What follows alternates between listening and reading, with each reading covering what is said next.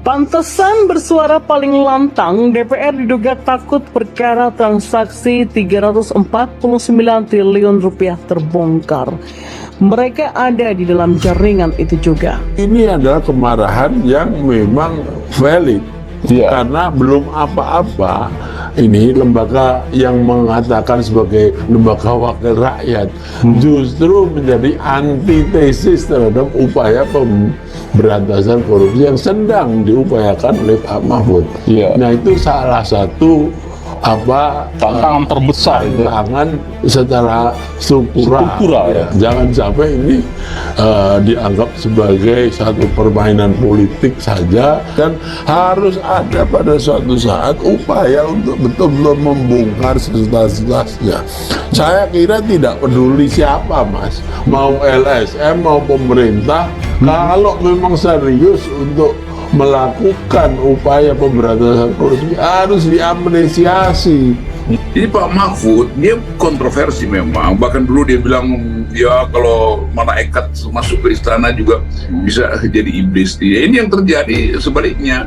Pak Mahfud tahu bahwa di kalangan iblis itu dia nggak boleh jadi iblis. Dia justru mesti jadi malaikat yang turun dari atas lalu mencairkan kebukuan-kebukuan di atas panggung politik.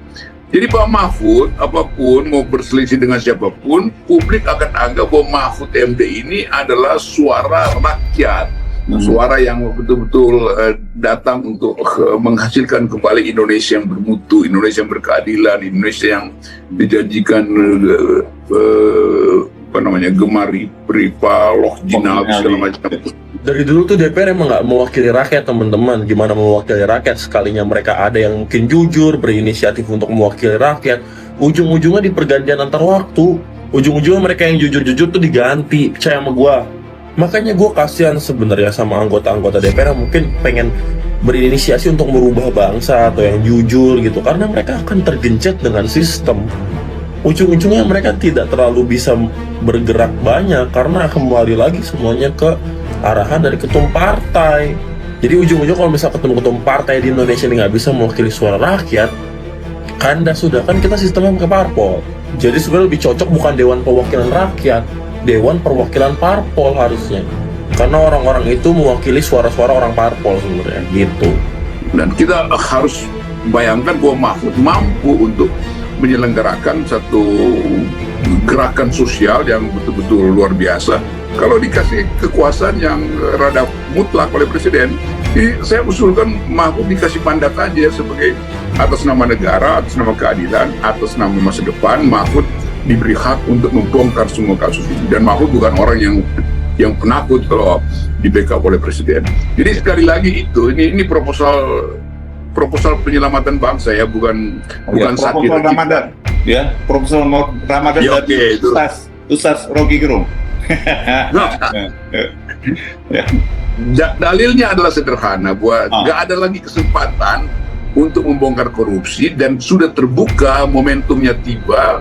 Mahfud MD itu seolah-olah diutus dari langit untuk turun ke atas panggung politik dan membersihkan place atau skenario yang buruk selama ini. Soroti skandal Kementerian Keuangan, Rocky Gerung, rakyat bayar pajak dikorupsi para biadab. Tajuk politik, pengamat politik Rocky Gerung ikut menyoroti soal skandal 300 rupiah triliun di Kementerian Keuangan Kemenkeu, spesifik pada Ditjen Pajak dan Bea Cukai. Hal ini Rocky sampaikan saat diskusi dengan ex-penyidik KPK, Novel Baswedan. Rocky merasa miris dengan adanya dugaan skandal ini karena masalah di Kemenkeu ini khususnya terkait pajak sangat terkait dengan hajat hidup orang banyak. Pajak itu cara biadab mempertahankan peradaban. Dengan cara biadab kita bayar pajak untuk anak tetangga bisa sekolah dan nutrisinya tercukupi, ujar Rocky dalam diskusi di kanal YouTube Novel Baswedan, dikutip tajukpolitik.com Rabu 22/3. Sekarang hak mereka itu dikorupsi oleh para biadab ini, itu yang bikin marah publik, tambahnya. Rocky juga belak-belakan kebobrokan yang terjadi di Kemenkeu tak lepas dari kinerja Presiden Jokowi. Menurut Rocky, Jokowi sendiri tidak dihormati oleh para aparatnya yakni aparatur sipil negara ASN. Paling tidak menurut Rocky kasus Kemenkeu ini jadi buktinya. Di ujung era fase terakhir Pak Jokowi mestinya ada penghargaan, tapi justru orang memanfaatkan moral hazard untuk merampok negara. Dengan kata lain, ASN ini memang tidak menghargai presiden. Pertanyaannya, mengapa mereka tidak hargai? Artinya dari awal ASN sebetulnya tidak merasa perlu dihargai. Kalau ada penghormatan pada presiden yang menyatakan akan memimpin pemberantasan korupsi, harusnya tidak segede inilah, jelasnya. Untuk diketahui, skandal 300 rupiah triliun Kemenkeu diungkap oleh Mahfud MD yang akhirnya membuat heboh seantero Indonesia. Pihak-pihak terkait seperti Menkes Sri Mulyani maupun Mahfud dan PPATK sudah mengeluarkan statement mengenai masalah ini. Komisi 3 DPR RI pun mengagendakan beberapa rapat dengan pihak terkait.